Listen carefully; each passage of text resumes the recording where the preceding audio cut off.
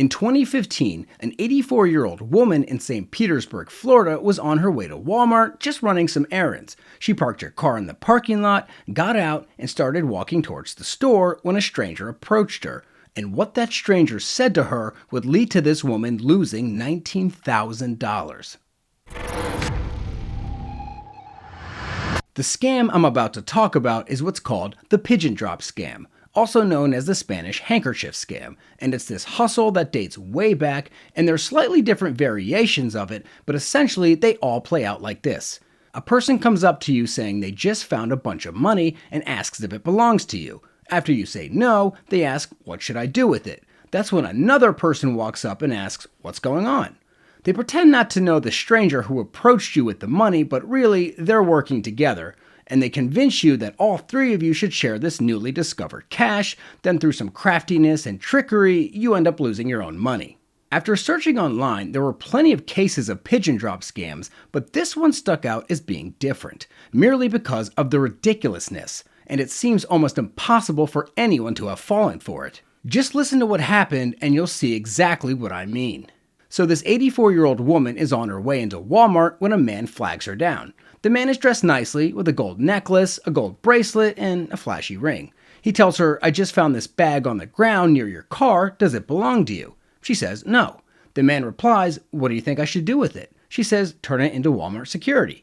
Then his female accomplice approaches, pretending to be just some woman passing by, and joins in the conversation. She says, "What's in the bag?" The man opens it up, and inside is $300,000, or what appears to be $300,000. And according to the police report, there's also a note inside the bag that suggested the money was from an illicit source. Okay, I don't know how many bank robbers or drug dealers add notes to their money bags saying this money was stolen or this money was earned from selling drugs, but whatever. So after they see that the bag is filled with all this cash, the scammer suggests that they should all share the money. The 84-year-old eventually agrees. The man then says he has a friend that works at a nearby bank and will go ask him how they can keep the money without getting in trouble.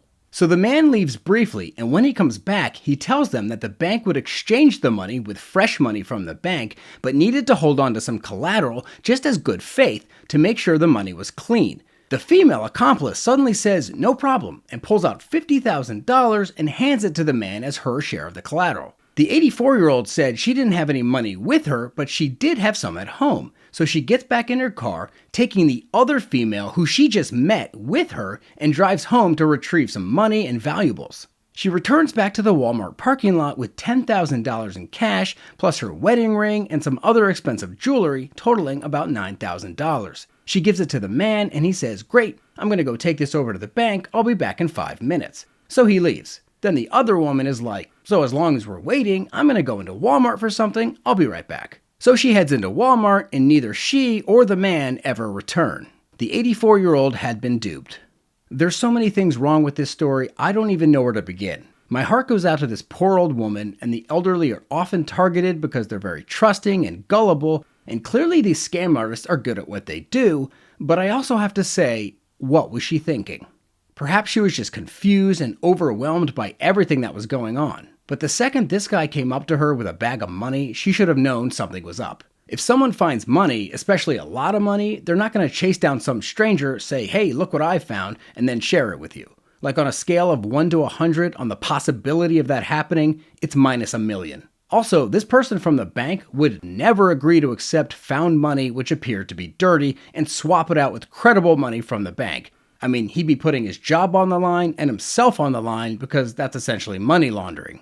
And when the female accomplice just so happened to have $50,000 on her for collateral, who the hell has $50,000 on them? The old woman's reaction should have been nothing less than, "Where the f*** did that come from?" And okay, she was tricked, I understand, that's fine. But when she goes back to her house to retrieve her portion of the collateral, why on earth would she take this stranger who she just met with her? That right there is dangerous all on its own, especially because now these criminals know where she lives.